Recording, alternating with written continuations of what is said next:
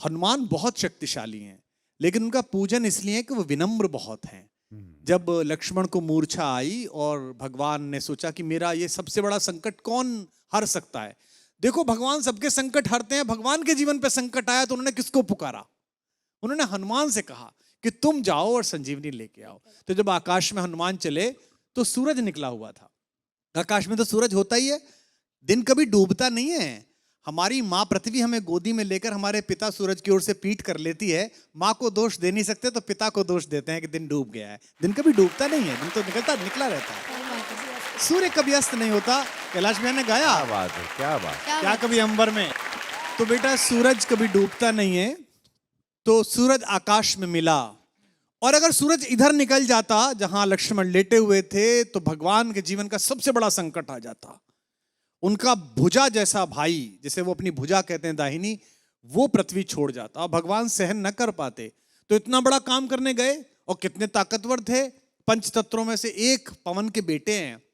सूरज से मिले तो उन्होंने कितनी विनम्रता से बात की। रवि भाई, सूरज से बोले, हे सूरज इतना याद रहे संकट एक सूरज वंश पे है।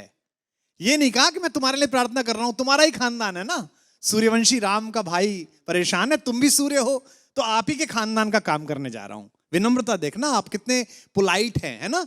ये सूरज इतना याद रहे संकट एक सूरज वंश पे है, लंका के नीच राहु द्वारा आघात दिनेश अंश पर है।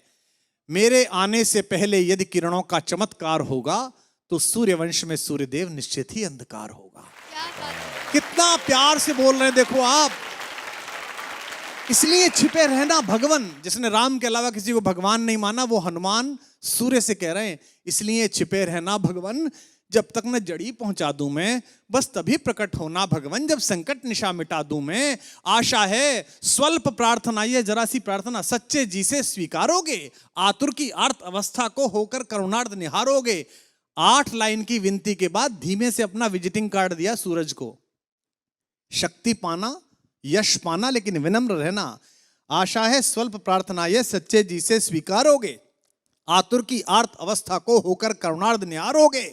अन्यथा क्षमा करना दिनकर, अंजनी तने से पाला है, बचपन से जान रहे हो तुम हनुमत कितना मतवाला है। क्या बात है। अन्यथा क्षमा करना दिनकर, अंजनी तने से पाला है, बचपन से जान रहे हो तुम हनुमत कितना मतवाला है। और धमकी भी कैसी दी।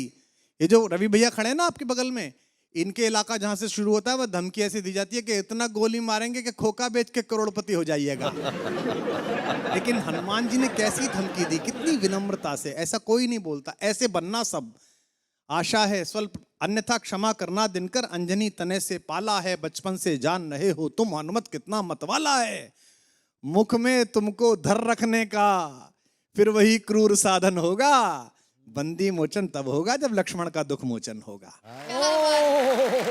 स्वर में स्वर भारत, शनिवार और रविवार सुबह 10 बजे ZTV और ZEE5 पर।